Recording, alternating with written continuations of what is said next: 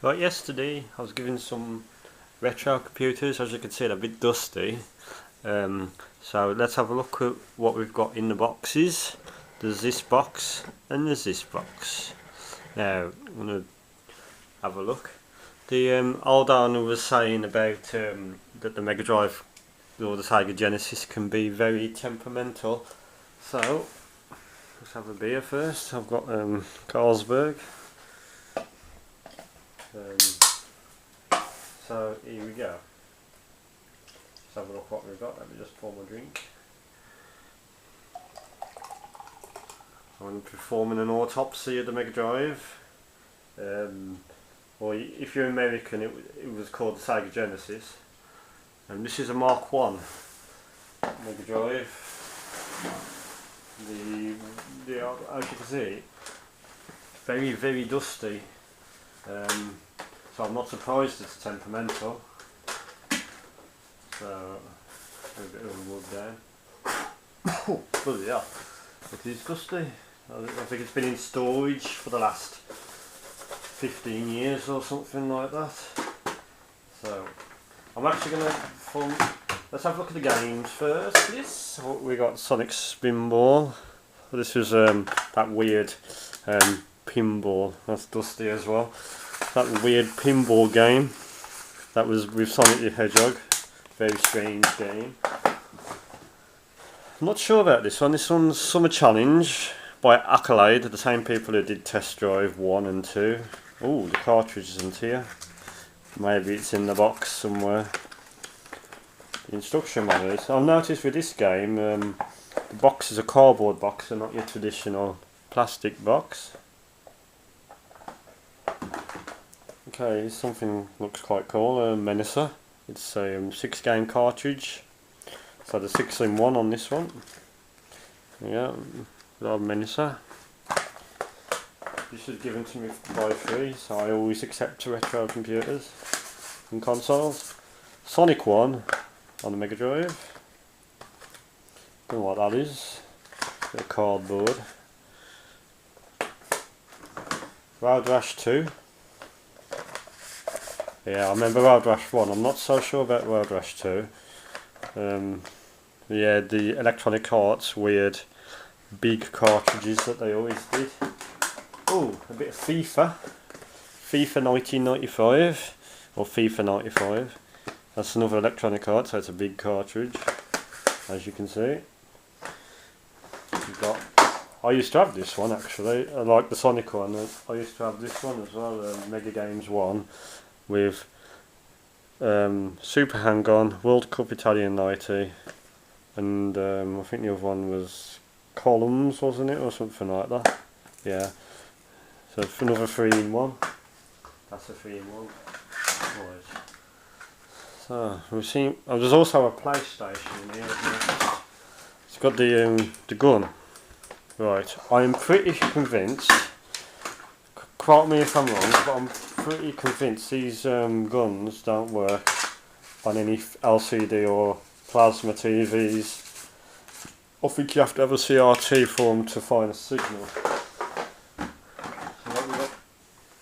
Oh, the Shadow of the Beast unboxed. It's just been put in a plastic case. That's another Mega Drive game. As you can see, it's a bit broke. The boxes. We've also got classic Street Fighter 2 unboxed. It's the Special Championship Edition. Summer Challenge. There's Summer Challenge game. That's the unboxed. That was that unboxed one. So, yes. There we go. Pair adapter for something. Not quite sure what that's for. It's not for the Sega. There's the Sega ones right here. I don't know if any of this equipment works because I haven't tried any of it yet. Yeah, that's the Sega adapter. So this how dusty. It must have been in a loft for so long. The classic Mega Drive controller. I think on the Mega Drive 2 that start button was actually red instead of white. You know what that is. PlayStation demo disc. As you can see. Has got the year on it. Can't seem to find the year or the month. It's got the Mark the Rapper Croc, Test Drive 4, Oddworld, Bushido Blade and Death Tap Dungeon. I remember some of them games. Yeah. So it was so dusty. Wanting to wash my hands after. There's a megadrive controller. The old Sega RF unit. This is the one with the splitter, so if you wanted to switch between TV and like aerial or computer back in the day, using the RF signal. There's a PlayStation that's in here. I can imagine this might have trouble loading some games because of all the dust. There's a memory card inside it actually, I didn't realise that. Yeah, I bet that laser doesn't look too bad, but these used to, depending on, it was one of the early ones because it's got all the ports on the back. I mean, I think Sony stopped that port because people were using it to play copy games by means of an action replay cartridge. PlayStation 1 controller. I'm not going to unravel it now. Right. Okay, if I just get a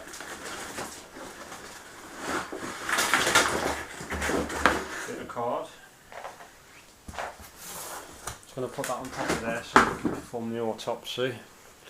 But let's have a look at what's in the other box. Now this is something quite special. Amiga 500. We've got the big, that's actually the light one. I know Commodore did a heavy duty one of these as well. And then it decreased the size of it. As you can see, there's a lot of yellow into that over the years. The horrible modulator that you had to have sticking out the back of it to get a signal on a normal TV. That was gone in the 600 and a 1200. Original Amiga mouse, very yellowed over the years. Some RF cables for the some AV cables for the sound. The Amiga itself is quite yellow, but it doesn't look in bad nick, to be honest. There's a disc in there. Looks like a pirated or copied version of something called Mega Ball. No joystick, it's a shame really, but everything else seems to be there. And there's Jimmy White's Woodwind Snooker, as you can see. And yeah, got the manual in here. I think this is password protected, so it's good it's got the manual. Right, so we seem to have a mixed load of discs in here. Yeah, this is a standard Amiga with Kickstart 1.3 because this is Amiga Workbench 1.3. There's a couple of downloaded, well, probably more than likely pirated games. Yeah, they're all just written on. And there's a Jimmy Woodwind game. There we go, that's pretty good for nothing. Yeah, the person gave it me for free, all of this stuff. So, if I just, what we're going to do today is, you can fucking take apart the fucking megadrive really. So here we go. So, here it is, very dusty still. Next on the, I don't think I've ever performed an autopsy on Mega Drive before, so I think it's time I did it. It's not the best bloody screwdriver in the world to do this. Must have a better one somewhere.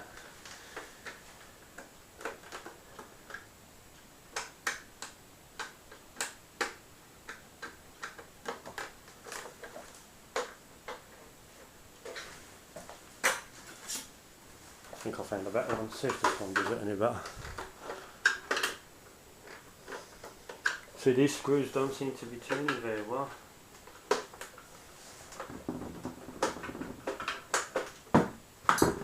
Oops, there we go.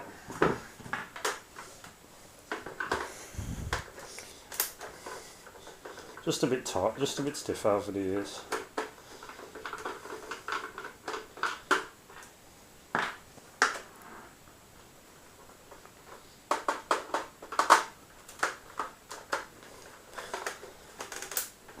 Really got to give it some muscle to get them going.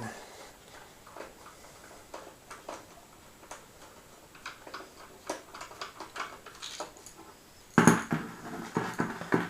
be honest, not a lot of retro computers for nothing. Like I said, they've probably been up the loft for 15 years, maybe more. So you can imagine the amount of dust that can accumulate in that amount of time. So basically, I've got myself covered in old human skin. Lovely. That's basically what dust is. The majority of it. Might have to have a bath later. If there's any more screws on this unit. No, I don't think there is. Let's see if it's going to come apart. Okay, it would appear that the switches have to be pulled off first. I'm going to need a better screwdriver for that. If you're going to do this, you're going to need a flat screwdriver probably, or a thin screwdriver to get these switches off.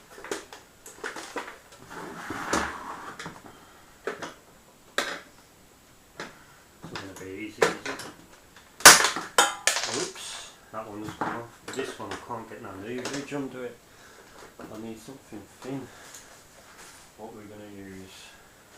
Look around the room, see if I can find something.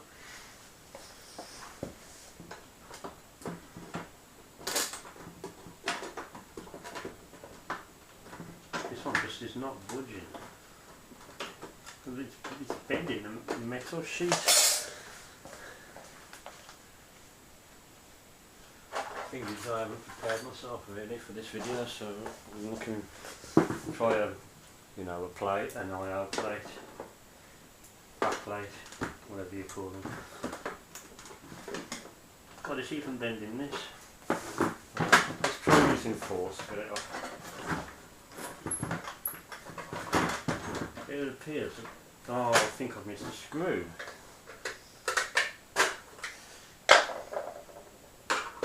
It appears so. I've missed a screw.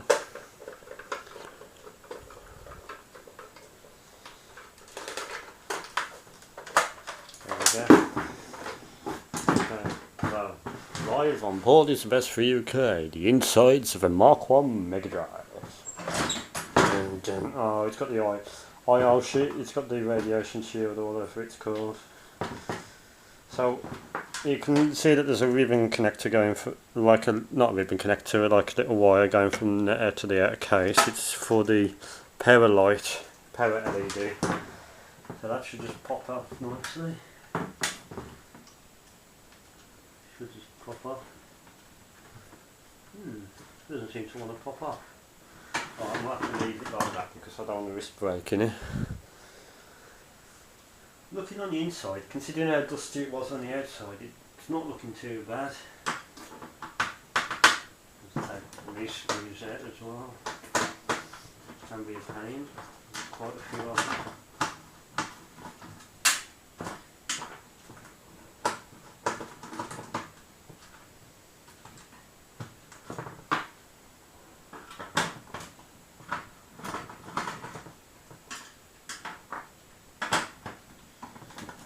Get these out.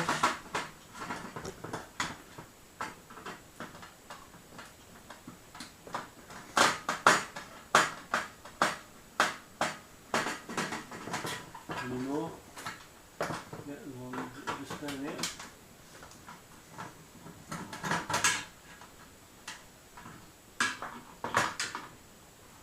That come out nicely.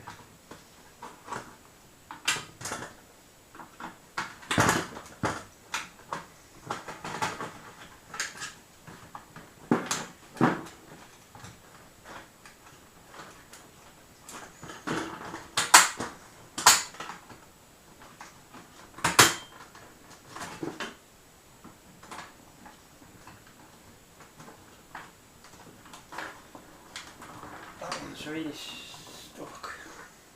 Got glue on it, that's why. Still some down there as well. Oops.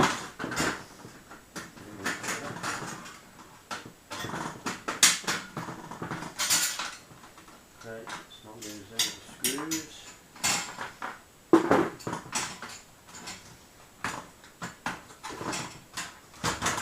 Why do you have to keep going with it? There we go. Bit of elbow grease, it should be all done. This one's really difficult to get out. Look here.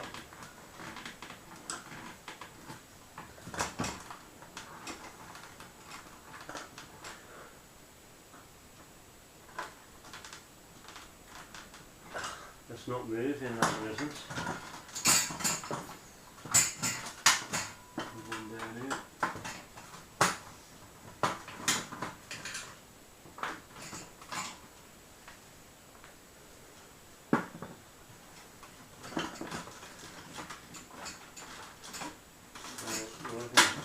It's that long, that screw. I can't seem to budge it. See if I can find it. I think this screwdriver is probably worse than the last one. That screw is not budging. I'm just going to gently bend it for now because I can't remove that screw out. Alright, then I said gently, I've just bent it a bit too far. Okay, let's have a look. Right, I wonder if there's a way of getting that out. Seems to be fixed in. Right, as you can see, there's a megadrive unit, motherboard. Right, you can tell it's quite old school because just move my beer a minute. Look, if you look, you've got like just like wires soldered in, quite amateur looking actually. That's part of the volume control switch. This is megadrive had an interesting feature, had an earphone socket at the front with a volume slider. I don't think megadrive 2 had that. So here's a CPU, this big beast here. It's a Motorola 68000, similar to an Amiga. Amiga 500 that is, and various others. There's a Zilog Z80 in here as well. I didn't realise the Sega Mega Drive had a Zilog Z80 in it as well. That's similar to the one you find in the Spectrum. So that's quite interesting. It's got 2 CPUs. I might have to look into that. So yeah, there's the Mega Drive. Modulator, power board input which goes to the main board, obviously by this wire. What else we got? We've got AV8, which is like a 8-pin DIN sort of thing. I thought it was SVHS at first, but it's not. There's RF out, of course. Now, I suppose we better see if we can get this thing going. Just clean off some of the dust. It's not that dusty on the inside, to be fair. This cartridge port looks slightly dusty.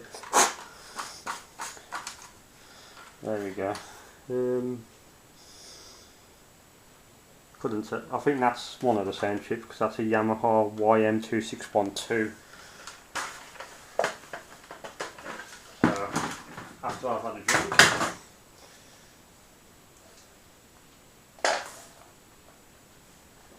and not spilt it on the side, that won't be good, is it?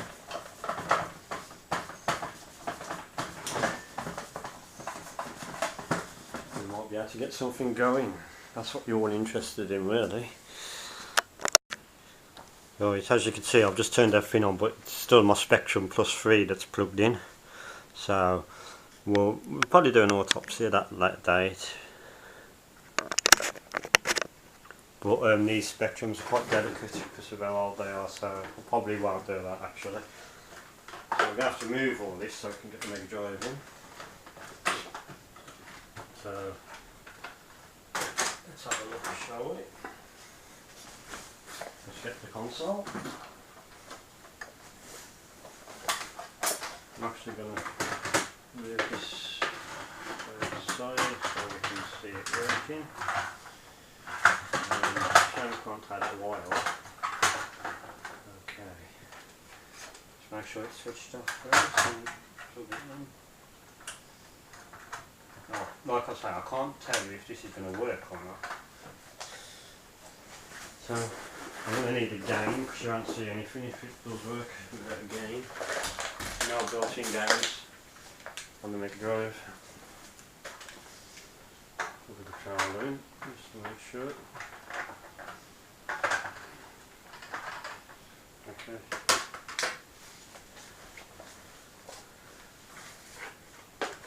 We'll try everyone's favourite, Sonic, first, see what happens. I don't even know if it's tuned into the right signal because the spectrum could be on a slightly different RF signal than the Mega Drive, I don't know. Spectral modulator's a bit poor, to be honest, on any spectrum. Okay, we've got nothing on the display, we've got an LED. We haven't got an LED either. So there's no LED.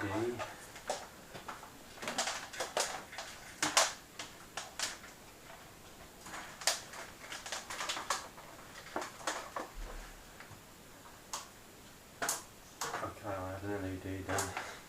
There is an LED now, but it's obviously on different frequency.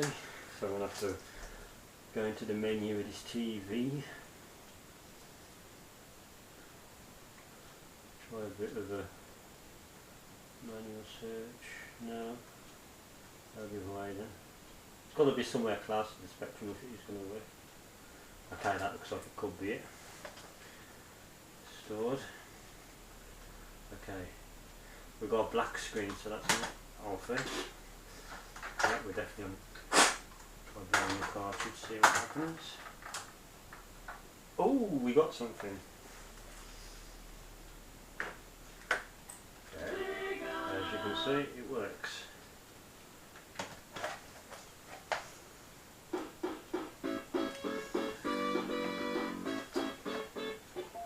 And the controller seems to be functioning as well. Not bad for free, as you can see, without Sonic. Sounds working fine, graphics look okay.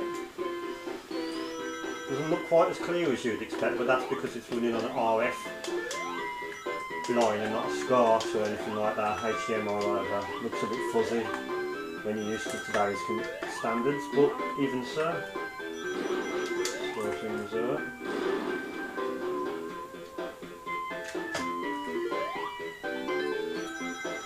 So the Mega Drive works.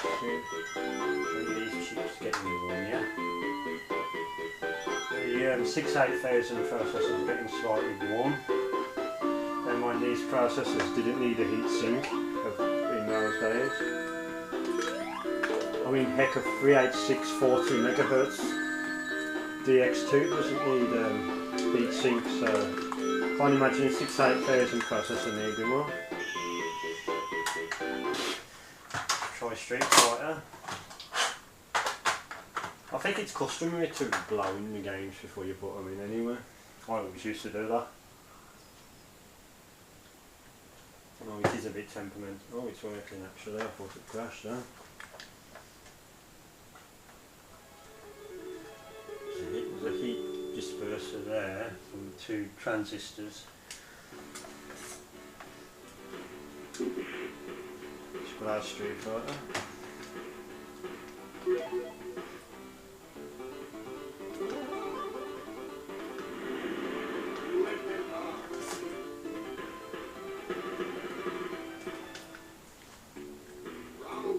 See if I'm still good as I used to be. Have some of that. Oh, you fuck. Have some of that. On right here on the left. Have some of that. I used to love this game. If I'm honest, I prefer the Super Nintendo version to this one because it just seems to I don't know. Seems to have better music and... But this version's still quite good. The Amiga version was pants. Didn't play the PC version. It's killing me. I'm not as good as I used to be.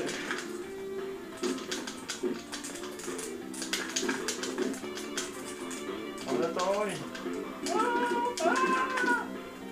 Oh, I almost had him in the bag. I bet you're thinking, yeah, right. Oh, you fuck. Might as well put a few more names on.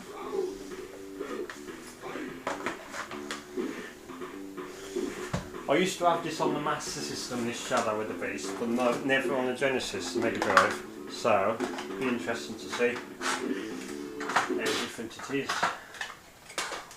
One of them big, tall EA Games cartridges. I don't know why they did that. I think they was trying to make them look like that was more than there was. Good idea, eh? Electronic Arts.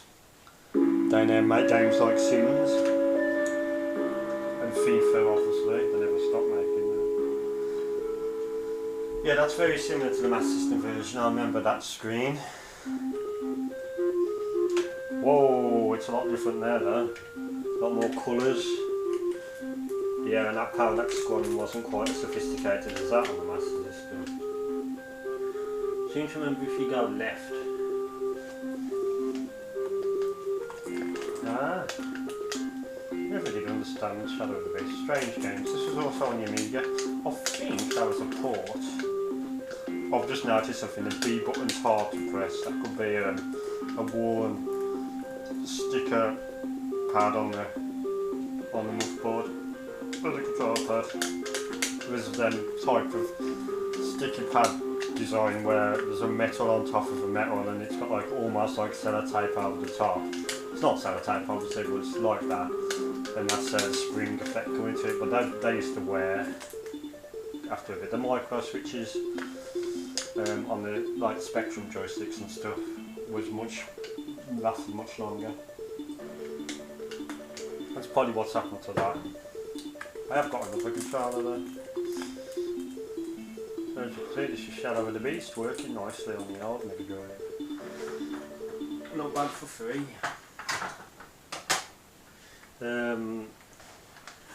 What was I gonna... Yeah, that's the one I was gonna try next actually. I'm not gonna try them all unless someone requests me to do so at a later date, but I'm gonna just try Rash. Okay. The person who had it did say it was quite temperamental. It just probably needs a good service, good MOT, you know what I mean?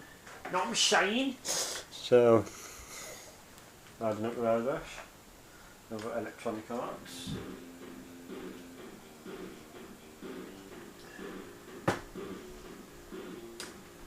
To start, just to end off the video. I used to love this game as a kid. It was awesome because you can punch it. You can punch each other and stuff. And if you got, it was quite innovative. Oh, I can't say the word. It was quite clever for the day because most games you couldn't fall off your bike and you could like walk to find it again. But on this, if you fall off your bike, you have to like go and find it if you like fell off miles from it. True, it's a bit unrealistic because the bike still works even though you just had a massive crash and you're uninjured. But you know, where's the funny realism sometimes? Have some of that. Oh, you fuck, I'm going to get you now. I've had a few beers on my motorbike, you know what I mean? You shouldn't be doing that. Have some of that. Oh, you fuck. Where are you going? I'm coming to get you. I'm coming to get you. I'm coming to get you. Ah, whoa, his bike's going on its own. I'll punch his bike as well. I'll have some of that. Wild Rash 2. Ah, game's pretty good actually for its time. It was made in 1992, according to the cartridge label. Whoa, watch out for these dodgy motorists, man. They're not giving it for no one. You know what I'm saying?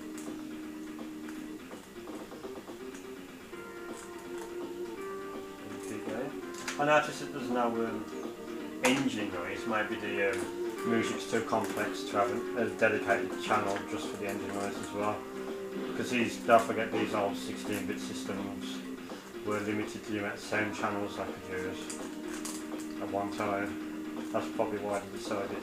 There might be an option actually to have sounds engine noise rather than music, which was quite common in them days. On our Lotus 3 was like that as well, on the Amiga or the PC or the Atari ST, of course. Oh, you fuck! Ouch! Yeah, this is what I mean. You can either run the rest of the course, which I don't advise, or you could go back to find your bike. So there we go. So that was quite innovative for today. Anyway, that concludes the video. So I hope you enjoyed watching and comment. And have a good time.